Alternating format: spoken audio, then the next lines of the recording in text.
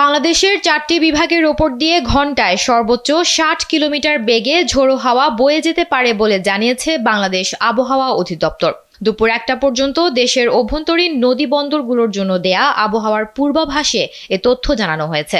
পূর্বাভাসে বলা হয়েছে, রংপুর, দিনাজপুর, ময়মনসিংহ এবং সিলেট বিভাগের উপর দিয়ে পশ্চিম উত্তর পশ্চিম দিক থেকে ঘন্টায় 45 থেকে 60 কিলোমিটার বেগে বৃষ্টি বা বজ্র বৃষ্টি সহ অস্থায়ীভাবে দমকা বা ঝোড়ো হাওয়া বয়ে যেতে পারে।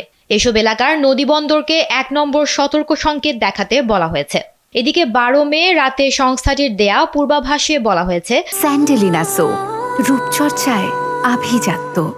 আগামী 24 ঘন্টায় ময়মনসিংহ ও সিলেট বিভাগের কিছু কিছু জায়গায় এবং রংপুর, রাজশাহী, ঢাকা, খুলনা, বরিশাল ও চট্টগ্রাম বিভাগের 2-1 জায়গায় অস্থায়ীভাবে দমকা হাওয়া সহ বিদ্যুৎ চমকানো, বৃষ্টি, বজ্র সহ বৃষ্টি হতে পারে।